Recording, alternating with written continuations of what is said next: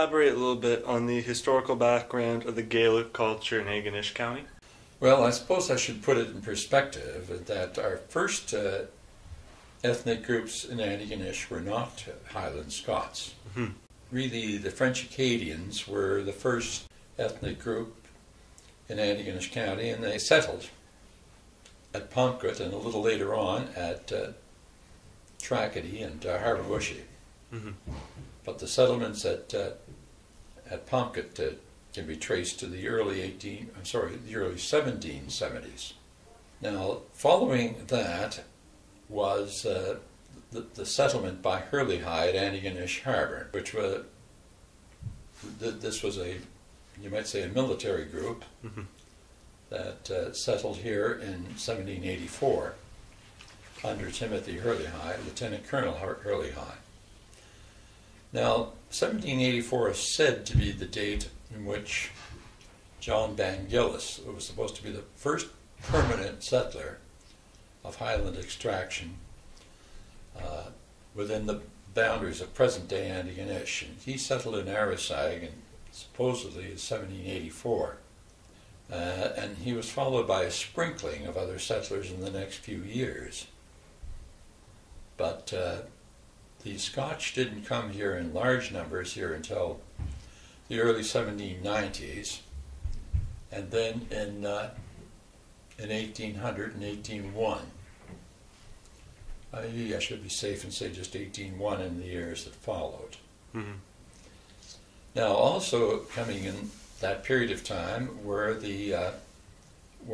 our black loyalists who settled down in Upper Big Tracadie and adjoining areas in the middle 1780s.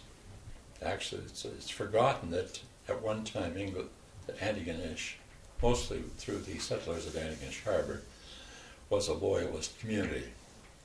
Although the numbers of loyalists, a lot of the loyalists left here. They didn't settle very long. Some did stay, though, but it's only a minority of those who first settled in the 1780s. And it took some time, as I say, by the Acadians were the most heavily represented group until the turn of the century.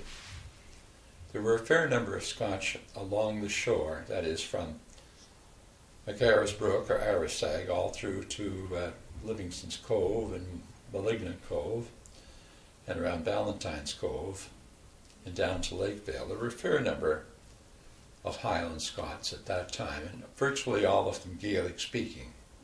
But it was only with the settlers of 1801, and they were mostly inland settlers. They occupied properties along the South River, or began occupying them around that, well, not exactly 1801. I take the view that it was really 1802 before any of them settled.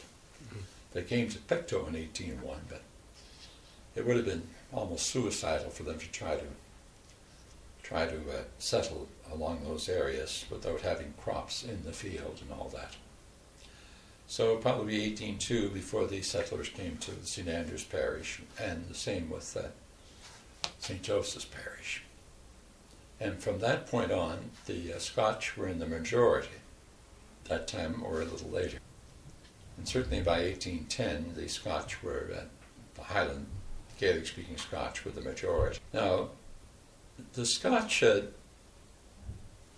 were, you might say, slow to become involved in the broader picture of local government. And I suppose to some degree that is because they were Gaelic-speaking rather than English-speaking. It took really quite some time before they were well represented in the Court of Quarter Sessions. It wasn't really until, I think, the 1840s that there was a majority of Highland Scots who sat on our local Court of Quarter Sessions, which really had to do with the governance of local affairs in Antigonish County. And we only started getting Highland Scots, even though we were a strong majority. It was only into the 1840s that we started having Highland Scots representing us in Halifax with Well, we had Jamie MacLeod, I think in the late 40s, and in the early 1850s we had John McKinnon, a brother of the bishop, representing us in Halifax, as well as William Alexander Henry.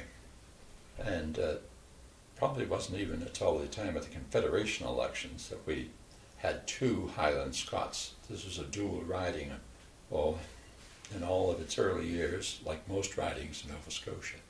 So we had two Scotch representing us. So we as a group didn't feel too aggressive about these things, and the fact that we, in a sense, asserted our presence, that came to some degree with the electoral evolution, but I suppose came to its fullness with the establishment of the Highland Society in the early 60s, 1860s. So it wasn't really to assert political power that these groups were formed for, but to assert a presence, we might say. And at later times, even though the Scotch were a strong majority, there were other ethnic groups that represented among those who were elected. So whether that should, I suppose, at least give you milestones in the evolution of the Highland Scots. It's sort of ironic, though, that their evolution as a group came just at the outset of the decline of the use of Gaelic.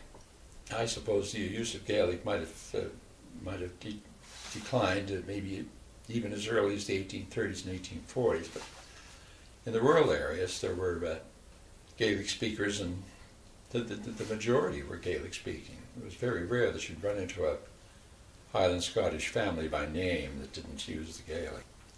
In fact, I remember being told by D. Hugh Gillis, who was a candidate for the Conservative Party in the federal elections, two federal elections, I think, 1965 against John Stewart and 1967 against Alan J. McGackin. He said that when he was growing up in Pinevale, he said that there were 4 Gaelic-speaking families. That's where Gaelic was the prevailing language on a day-to-day basis, as late as 1939.